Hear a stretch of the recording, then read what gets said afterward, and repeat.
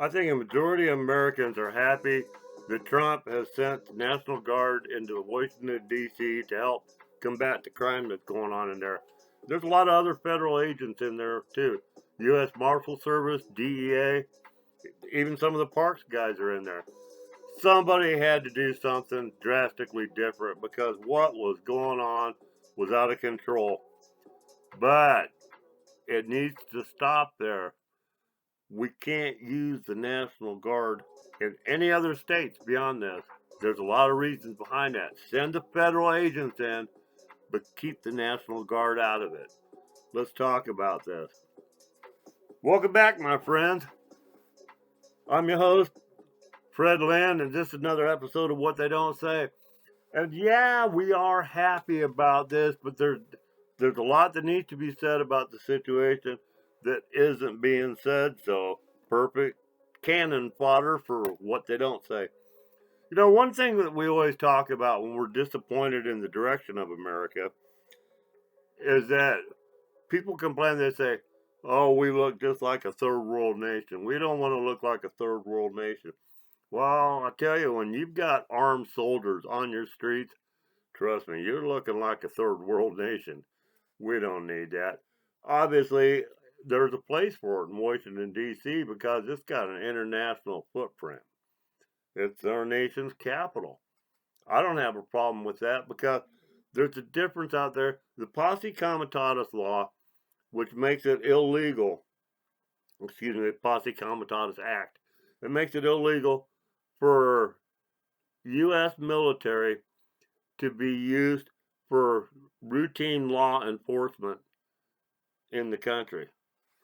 That's the job of civilian forces, not federalized military forces. There's a clear line of demarcation there. That doesn't matter in Washington, D.C. because of the fact that they aren't a state. They don't have a governor that can assign the National Guard to patrol duties and the kind of anti-crime fighting duties that they're doing right now. Trump is well within his rights to do that. There's various acts that allow that. That's not even a question anymore. That's happening.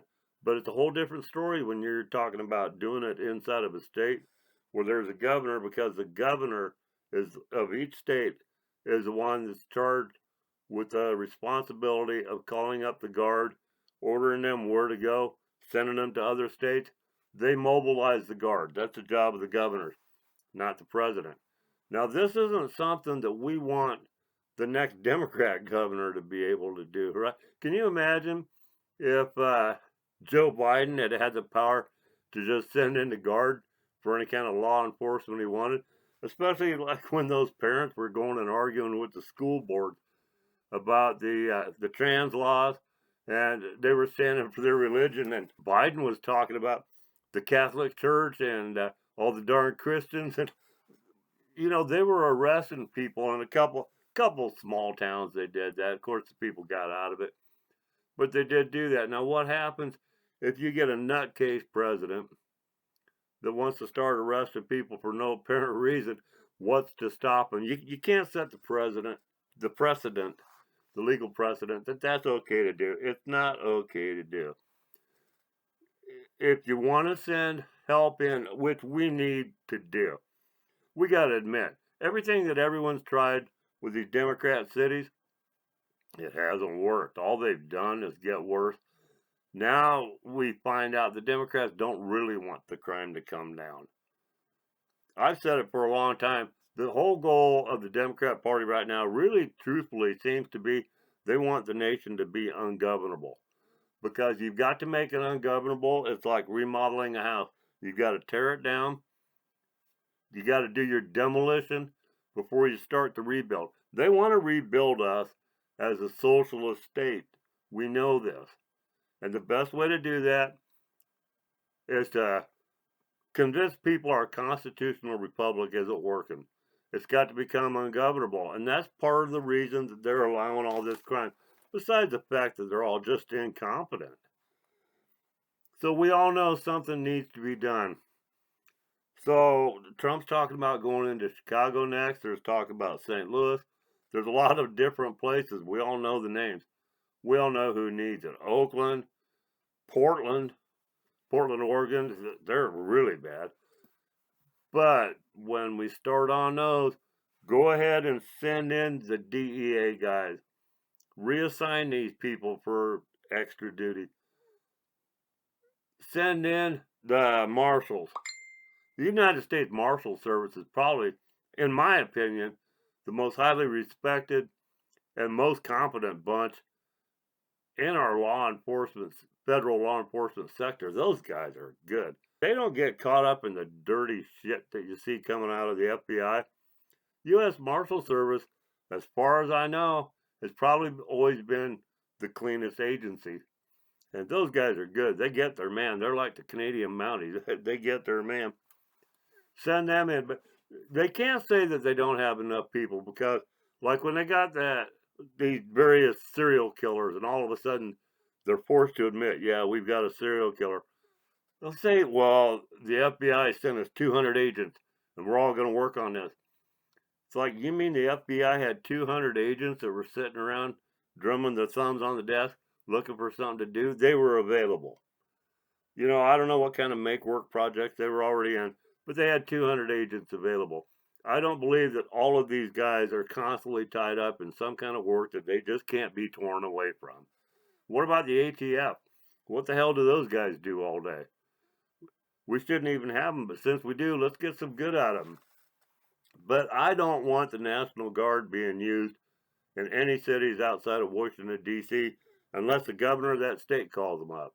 Trump cannot be doing that. And there's another reason. If this happens, when you look at these National Guard troops, look at most of them. They're kids. That's who's in the Army. It's mostly kids. Of course, there's some older people in there. But the bulk of them, they're young. People make mistakes. The officers that give orders make mistakes. The people receiving orders make mistakes.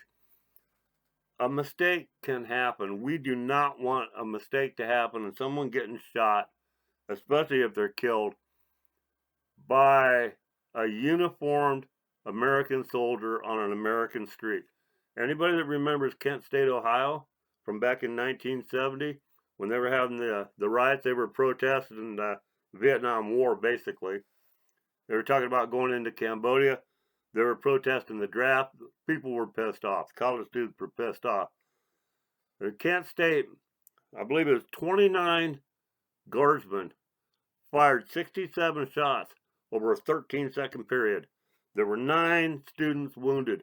4 students were killed. It blew up the country.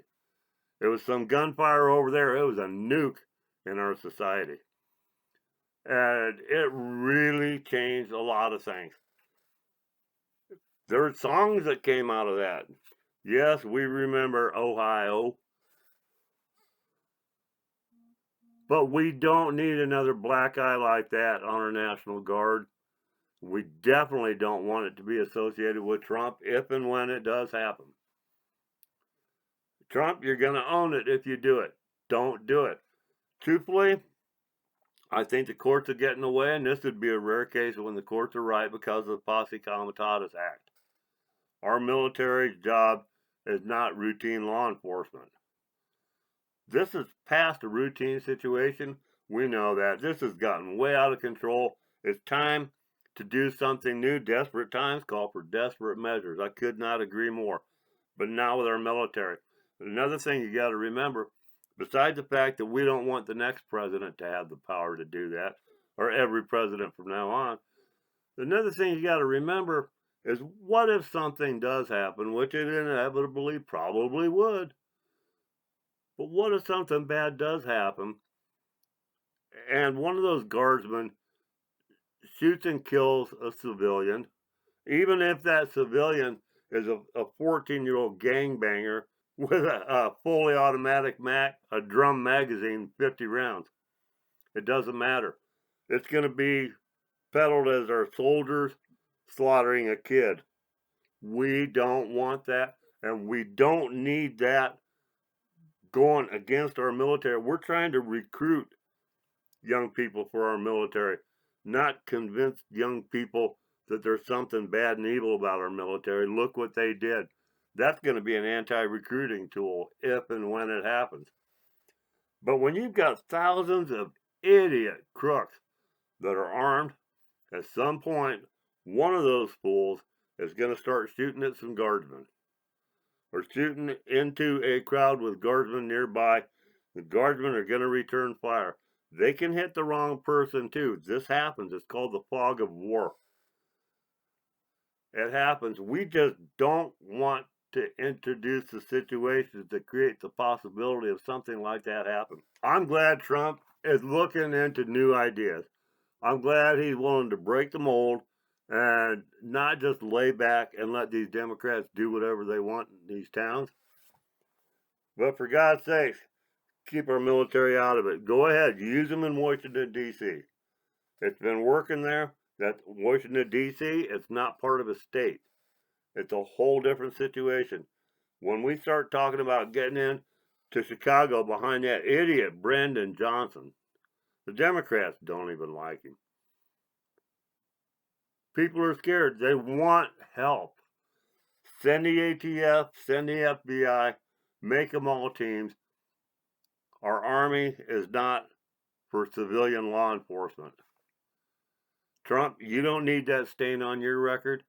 I'm a full supporter of Trump, but I'm not going to say the man can't make a mistake. Mistakes can be made. No one is perfect. We are all subject to error. We don't want him to make the error of putting the troops in harm's way where they have to defend themselves from civilian gangsters. Let the governors do that.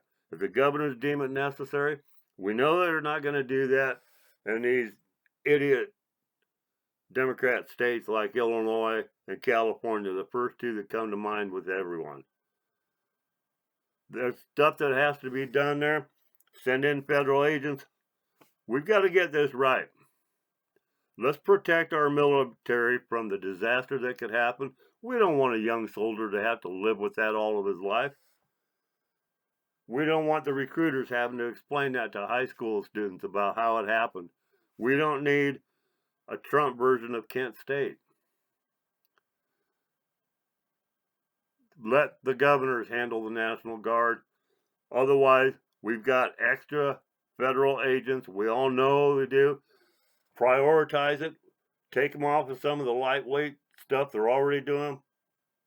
Focus on this. Get it done because it needs to be done. By God, maybe we get this right. And God will continue to bless this great country of ours. Thanks for listening.